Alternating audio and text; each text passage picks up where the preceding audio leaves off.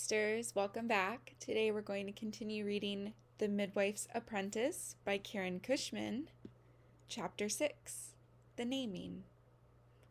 The midwife had lost another tooth and was hobbling about on her broken ankle, throwing copper pots and cooking spoons about the cottage in her anger at age and teeth and life. "Get out of my sight, dung beetle, before I squash you." "Alice." "What did you call me?" "Not you, me. Alice. My name is Alice." "Alice?" The midwife snorted like Walter Smith's great black horse, Toby. "Alice? You look more like a toad or a weasel or a mud hen than an Alice." And as she punctuated each name with another pot thrown in the girl's direction, Beetle thought to go out. Out was no punishment.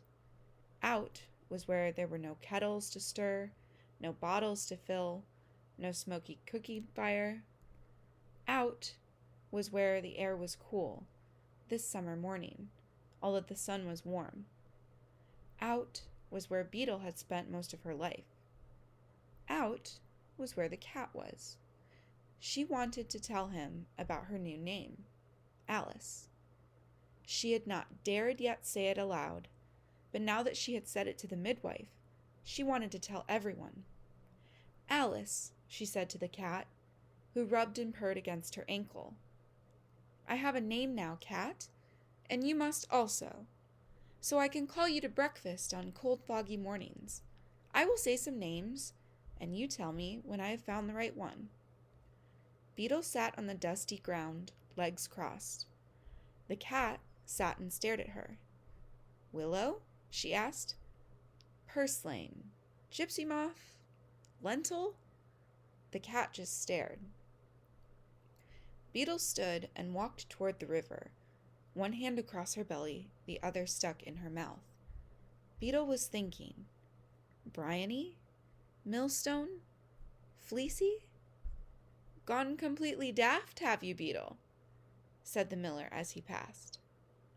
"Alice," said Beetle. "Alice who? Who Alice?" "I am Alice," Beetle said. "Not Brat, or Dung Beetle, or Beetle. Alice." "Bah," said the miller. "May as well call a rock Alice, or a sheep. Alice. Bah." "Earth Pine," continued Beetle to the cat. "Dartmoor? Cheesemaker? Holly? Pork? Who you callin' pork, you wiffle-brained dung beetle?" This from the blacksmith's lardy daughter, Grommet. "The cat," Beetle said, "and I am Alice." "You are Nitwit," Grommet Smith replied, and laughed as she waddled away. Beetle sighed. This business of having a name was harder than it seemed. A name was of little use if no one would call you by it. The cat wound himself round Beetle's ankle and purred. "Columbine, Cuttlefish." "Purr," the cat responded. "Clotweed, Shrovetide, Wimble?" "Purr," the cat responded. Purr," the cat demanded. "Purr?" Beetle asked. "Purr," the cat responded, and that was that.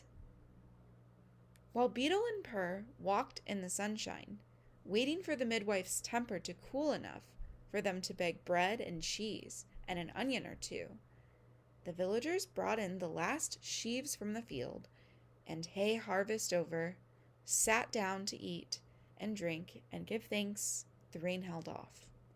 Several of the village boys, who drank too much ale and too few wits, left the celebration looking for trouble to cause, and they found Beetle.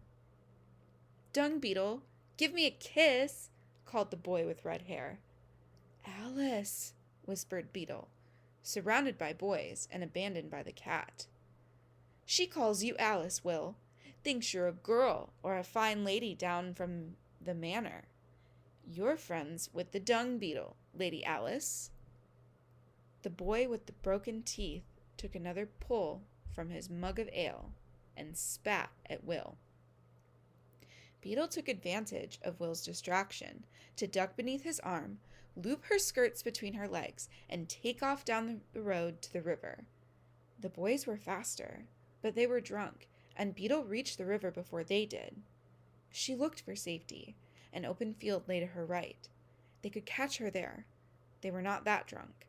Straight ahead was the river, but she could not swim. No one could.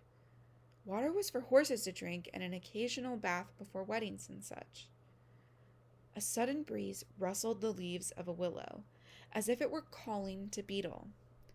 Up she climbed into the branches, treed like a fox, waiting for what would happen next. Pushing and shoving each other, the boys encircled the tree. Dung beetle, you must be afeared, so far from your dung, they chanted.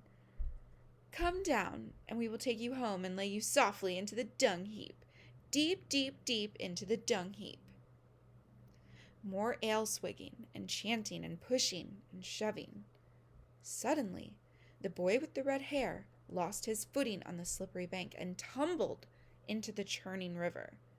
Gorm, Will, get out of there, said Snaggletooth Jack. Can't, said Will, spitting water and floundering. Throw me something to grab. But the water pulled Will under for a moment, and the boys, grown sober and scared, knocked one another aside in their attempts to get out of there to a place they could claim they had never left when poor Will's drowned body was found. So that when Will surfaced again, still spitting and floundering, no one was there but Beetle in the tree, looking down at him with her eyes great in her white face. Beetle, help me! Throw me something! He disappeared again, and Beetle crept carefully out on an overhanging branch to see where he had gone. Sputtering, up he came, too full of water to call her name or beg for help, only looking at her as his arms slapped the water around him. Beetle crept farther out on her branch. It dipped toward the river, very slowly, inch by inch, as the boy struggled not to sink. She crept out until the tip of the branch nearly touched the water. Grab it, Will, she said, and he grabbed it. Slowly he pulled himself along the branch until, from his pulling and Beetle's weight, it cracked and they both fell into the riverbank. Will lay there while Beetle watched to see if he was alive or was he dead. Then he spat river water all over her skirt, and she knew he lived to bedevil her again. You didn't run with the others, he said. That were brave, Beetle. Nah, I be not brave, she said. I near pissed myself. I did it, for else you'd have drowned and gone to hell, a drunken loud-mouthed bully like you. And I would have helped send you there. And I could not have that, now could I? You have pluck, Beetle. Alice! You have pluck, Alice. They looked at each other, pretended they hadn't, and went home. That night, Beetle had a dream. The Pope came to the village and called her Alice, and the king married the midwife, and the cat laughed.